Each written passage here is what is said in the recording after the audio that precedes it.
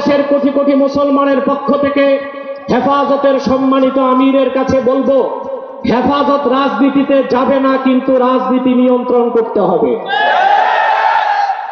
53 বছরের ইতিহাস আমাদের কলঙ্কিত।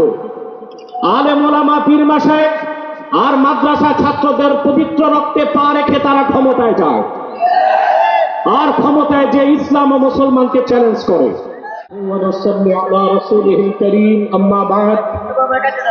হেফাজত ইসলাম বাংলাদেশ কর্তৃক আয়োজিত আজকের মহাসম্মেলনের সম্মানিত সভাপতি হাজারাত উলামায়ে কেরাম, বাংলাদেশের বিভিন্ন প্রান্ত থেকে আজকের এই মহাসম্মেলনে আগত প্রতিটি মুমিন মুসলমানকে আমার হৃদয় নিংড়ানো ভালোবাসা, শুভেচ্ছা এবং অভিনন্দন। সম্মানিত সুধী, দুটো বিষয় প্রথমে আসে। একদিকে বিতর্কিত নারী সংস্কার কমিশন করে আমাদের অনুভূতিতে আঘাত দেওয়া হচ্ছে, আরেকদিকে মানবিক করিডোরের সিদ্ধান্ত নিয়ে স্বাধীনতার উপর আঘাত দেওয়া হচ্ছে। আমার মনে হয় বিতর্কিত নারী কমিশন করে আমাদের দৃষ্টি এদিক রেখে বর্তমানে মার্কিন যুক্তরাষ্ট্রের সাথে বাংলাদেশের স্বাধীনতা বিক্রির সওদাবাজি হচ্ছে কিনা সেটাও দেখতে হবে। হেফাজত ইসলাম বাংলাদেশ শুধু দাবি করবে না, সকল মাসলাকের মানুষের পূর্ণ সমর্থন হেফাজতের প্রতি আছে, কারণ হেফাজত হচ্ছে বাংলাদেশে সর্ববৃহৎ ইসলামী অরাজনৈতিক সংগঠন। আজ আমি এই জনতার পক্ষ থেকে, বাংলাদেশের কোটি কোটি মুসলমানের পক্ষ থেকে হেফাজতের সম্মানিত আমিরের কাছে বলবো, হেফাজত রাজনীতিতে যাবে না, কিন্তু রাজনীতি নিয়ন্ত্রণ করতে হবে। 53 বছরের ইতিহাস আমাদের কলঙ্কিত। আলেম ওলামা পীর মাশায়েখ আর মাদ্রাসা ছাত্রদের পবিত্র রক্তে পা রেখে তারা ক্ষমতায় যায়, আর ক্ষমতায় যে ইসলাম ও মুসলমানকে চ্যালেঞ্জ করে। এ সুযোগ আর দেওয়া হবে না। অনতি বিলম্বে বিতর্কিত নারী কমিশনের সমস্ত প্রস্তাব বাতিল করলেই হবে না। যে নারী নামের হিজড়াগুলো এই দুঃসাহস করেছে, গ্রেফতার করে তাদেরকে আইনের আওতায় আনতে হবে। আরেকটি বিষয় হচ্ছে, ডক্টর ইউনূসকে বক্তব্য পরিষ্কার করতে হবে। 16 বছর ভারতীয় আধিপত্যবাদের বিরুদ্ধে আমরা রক্ত দিয়েছি।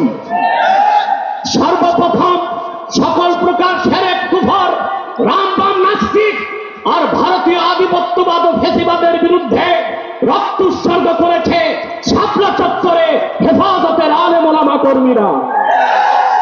সেই আন্দোলনের আগ্নেয়গিরিতে 5ই আগস্ট ছাত্র জনতা আগুন ধরিয়েছে শুধু।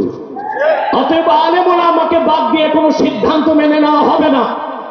ডক্টর ইউনূস সাহেব পরিষ্কার করুন, মানবিক করিডোরের নামে বাংলাদেশকে ইন্দো প্যাসিফিক অঞ্চলে যুদ্ধের দিকে ফেলে দিবেন না। আমরা ভারতকে সাহায্য করেছি, যদি আটলান্টিকের উপর থেকে কেউ আগ্রাসন করতে আসে, বাংলাদেশের প্রত্যেকটি মাদ্রাসায় একটা ক্যান্টনমেন্ট হবে।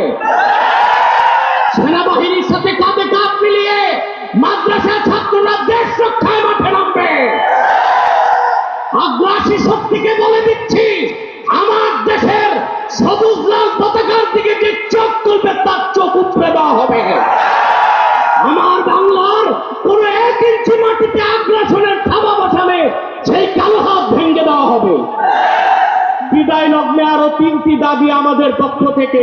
ব্লাসফেমি আইন করতে হবে, freedom of expression, freedom of speech, বা স্বাধীনতার নামে ইসলাম বিরোধিতা যেই করবে তাকে আইনের আওতায় আনতে হবে। আমার দেশে অসংখ্য আলেম ওলামা, নিরীহ মানুষকে জঙ্গি তকমা দিয়ে কারাগারে রাখা হয়েছে। যদি বাবর সাহেব মুক্তি পায়, তাহলে যে সমস্ত আলেম ওলামা জঙ্গির মামলায় ভিতরে, তারা কেন মুক্তি পাবে না? তাদের মুক্তির আগে সংস্কার না নির্বাচন হতে দেওয়া হবে না বাংলাদেশে। আমার 7ম দাবি, হেফাজতের পক্ষেই বাংলাদেশের সমস্ত মাসলাককে এক প্ল্যাটফর্মে আনা সম্ভব একটি দাবি আদায়ের লক্ষ্যে। সেটা হচ্ছে বাংলাদেশে কাদিয়ানীদেরকে অবশ্যই অমুসলিম ঘোষণা করতে হবে। তাহারুর যদি ডাক দেয়, তাহারিকে খাতমে নবুয়্যত সারা বাংলাদেশের মাসলা কাটবে। আমরা কাদিয়ানীদেরকে অমুসলিম ঘোষণার দাবি আদায়ে যদি